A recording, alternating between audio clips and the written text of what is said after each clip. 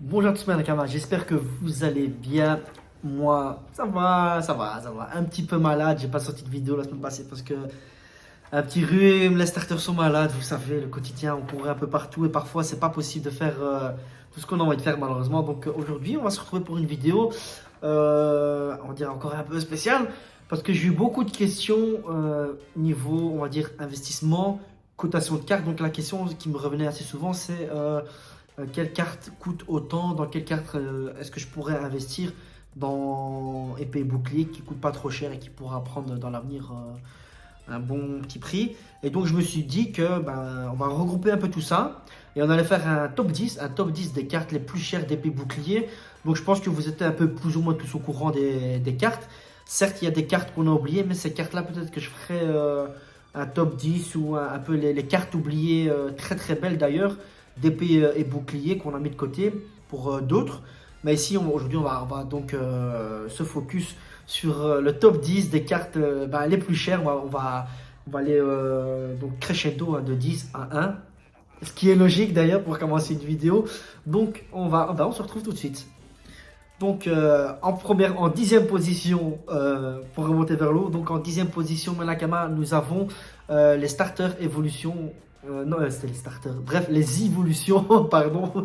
Donc les évolutions, qu'est-ce que serait un classement sans évolution, bien évidemment. Donc on a les belles évolutions de évolution céleste qui cotent plus ou moins dans les 120 euros, 120, 130, 110, plus ou moins. Donc après, c'est une appréciation, mais c'est aussi surtout des vérifications via eBay, etc. Les ventes réussites, tout simplement pour être sûr. Après, on peut trouver tout, hein.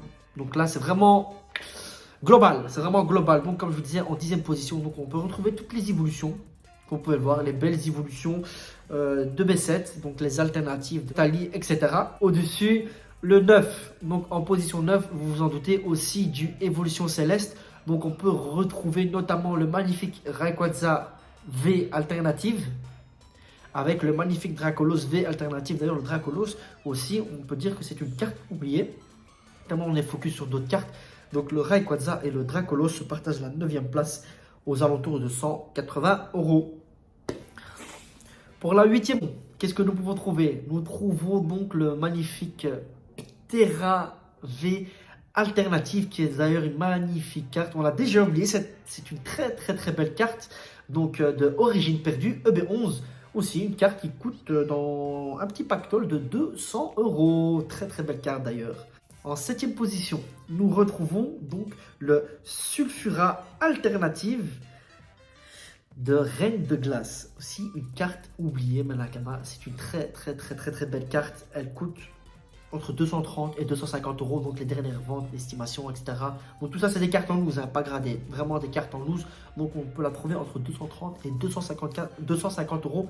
C'est vraiment une très très très très belle alternative. Sixième position, on retrouve notamment le Mentali VMAX de points de fusion qui cote aux alentours de 250 euros. Si pas 300, 250, 270, plus ou moins. À ses débuts, elle coûtait aussi cher. C'est vraiment une très très belle carte, Manakama. Très belle carte aussi. Carte sous-côté oubliée. Une belle carte oubliée aussi. Mon frère top 10 des cartes oubliées. Mais aussi, il y en a déjà plusieurs qui ont été reprises parce que j'ai pris vraiment les. Il y a d'autres cartes, mais c'est vraiment celle que j'apprécie le plus et que vous appréciez aussi le plus. Donc, j'ai fait à partir de 5e position. Nous allons retrouver le Giratina V alternative à 300 euros. Pile poil, plus ou moins, un petit peu plus, on va dire 300, 310, 320 aussi. Donc la magnifique carte Giratina V alternative de Origine Perdue. Donc magnifique carte, franchement, quand on la regarde, elle donne envie. 4e position, on rentre dans le top 4. On a dépassé le top 5, on rentre dans le top 4. Et là, c'est vraiment des cartes sublimes pour le coup. Donc, on va passer directement ici, je vous le dis, à Zeraora V alternative. C'est aussi une carte qu'on a complètement mis de côté, qu'on n'en discute pas assez de cette carte. Donc, la Zeraora V alternative qui cote entre 350 et 400 euros, qui partage sa place notamment avec le Dragofeu V alternative de Star Étincelante. Celle-ci, on ne la présente plus, mais je voulais revenir sur la Zeraora V alternative, vraiment magnifique carte. Le petit Zeraora sur la petite montagne de glace avec les nuages, le petit soleil, etc. Franchement, une carte côté. C'est vraiment une très belle carte.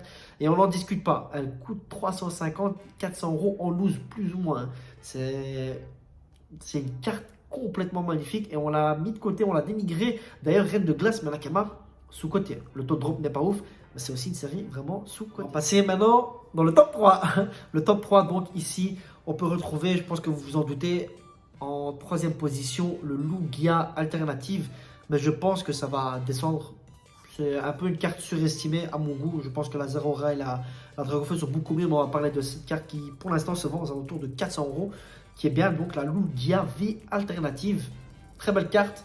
Mais on a beaucoup mieux à ce prix-là. Franchement, on peut avoir 2-3 belles cartes à ce prix-là. Donc la Lugia alternative de Tempête Argentée. Dernière série en cours. Magnifique. Petite carte, magnifique petite pépite. Mais si on peut trouver en deuxième position. Là, je pense que le sort est scellé. Vous savez par quoi on va terminer. Mais en deuxième position, encore d'Évolution Céleste. Et c'est Évolution Céleste, franchement, qui regroupe quasiment toutes les plus belles alternatives en général. Donc, on a la Rayquaza VMAX alternative. La carte qui s'arrache entre 500 et 600 euros en loose. C'est vraiment le banger que beaucoup de monde recherche pour le coup. C'est vrai que c'est une très belle carte, un peu dans le style Ptera et Giratina. Mais vraiment, celle-ci, elle en jette. Donc la VMAX alternative Évolution Céleste, la Rayquaza Manakama. Très belle carte. Sous-côté aussi, parce que on la met de côté pour d'autres cartes, alors que franchement, elle en vaut la peine. Donc on laisse place à la carte qui coûte la plus chère, mais à mon goût, qui ne mérite pas ce prix-là. Après, voilà, c'est la folie, c'est les gens qui décident. Personnellement, je n'aurais pas mis ce prix-là pour cette carte. Donc, nous avons en première place du Évolution Céleste. Et je pense que vous le savez, c'est la Noctali VMAX alternative qui cote entre 800 et 900 euros, plus ou moins. Ça dépend l'appréciation des personnes. Mais je parle vraiment de vente réussite en loose. Donc voilà, Manakama, on est vraiment entre 800, 700, 800, 900. Ça dépend. Ça dépend l'appréciation, ça dépend le cadrage. Ça dépend de tout pour faire grader cette carte. Mais vous avez donc en première position la Noctali VMAX alternative d'Évolution Céleste. Elle est magnifique, on va pas se le cacher, mais je trouve que le prix est excessif, surtout pour une carte de la série. Donc il y a moins de 2 ans, ça fait presque 1 an et demi, un an et demi, quelque chose comme ça, que cette série est sortie. Ça fait 1 an et demi, je pense, mais 1 an et demi que cette série est sortie. Et tout le monde a nié cette collection. Et du jour au lendemain, il y a 2-3 mois, les prix ont pété. Tout le monde recherche cette carte spécialement. Je comprends pas pourquoi. C'est vrai qu'elle est belle, mais franchement, on a d'autres bangers. Et dépenser 800 euros pour une carte en loose, autant mieux acheter 4 displays, les ouvrir avec un peu de chance et puis faire de l'achat-revente. Bref, vous avez compris le principe. Franchement, très belle carte, mais surcotée. Elle est surcotée. Je sais que je vais me mettre des gens à dos. Oh là là, le français aujourd'hui, catastrophe. Des gens à dos, mais franchement, surcotée. Pour cette fois-ci, surcoté, je préfère largement la Zeraora. Franchement, c'est mon point de vue. C'est mon point de vue. Mais voilà, on est là pour partager. Donc voilà le top 10. Je ne sais pas si vous avez des commentaires à dire. Mais en tout cas, donc, à voir avec ce qui se passe avec Évolution Céleste, vu qu'il y a beaucoup de repris, de restock, comme vous voulez. Est-ce que les prix vont chuter ou ils vont au contraire encore augmenter? On ne sait pas parce que pour l'instant, les displays, vous pouvez les trouver aux alentours de 200 euros. Au début, on les trouvait pour 300 euros. Donc là, les prix ont chuté, sauf la carte. La cote de la carte ne cesse d'augmenter. Et juste pour le plaisir de le dire, en PSA 9,5, on peut la voir aux alentours de 1000 euros. Donc voilà, une Twigo. Vous pouvez rouler une Twigo. Si vous avez cette carte, c'est une Twigo. Donc ça va. Après, je ne vais pas vous dire de miser là-dessus. Mais bon, après, à l'appréciation des personnes, vous savez, hein, ce qui cote en général le plus dans l'avenir, dans tous les temps, c'est les évolutions, les dragofeux, les dragons et les légendaires. Après, voilà, c'est sûr de rien. Là, c'est le prix, le marché actuel. Est-ce que ça va changer? Est-ce que ça va varier? Il y a toujours du changement dans Pokémon. Mais pour l'instant, les prix montent. Donc, les alternatives, c'est ce qui cote le plus. Au début, moi, je préférais plus les Gold. Mais maintenant, je commence à bien aimer les alternatives. Mais moi, vous savez que c'est toujours misé plus Dragofeu. Mais voilà, là, si je vous donner le top 10 des ventes réussies. Après, il y a beaucoup d'autres cartes qu'on a oubliées, mais qui se partagent plus ou moins le même prix que certaines cartes. Après, là, j'ai fait vraiment à l'appréciation. Et je me suis fait un petit peu aider par Ronflex Thomas. Merci beaucoup, frérot. On a discuté, on s'est dit, on va faire un petit top 10. Et il m'a un petit peu aidé, vu qu'il s'y connaît assez bien dans les prix, estimations. Donc voilà, j'espère que cette estimation vous aura plu et que ça va vous aider dans votre collection parce que je sais que beaucoup aiment faire, on va dire entre guillemets, de l'investissement ou pour la propre collection personnelle. Mais en général, voilà, tout ce qui, pour l'instant, cote, c'est tout ce qui est alternative. Et franchement, on a d'autres bangers comme Celebi, Mew, alternatives qu'on laisse de côté. C'est des cartes. Je pense que je vais faire un top 10 des cartes sous-côté, qu'on a mis de côté, qu'on a un peu oublié. Parce que franchement, épée et bouclier nous a sorti des très très très très belles alternatives. C'est vrai qu'il y a des taux de drop dans des séries catastrophes. Mais une fois qu'on tire quelque chose, franchement, on a du lourd.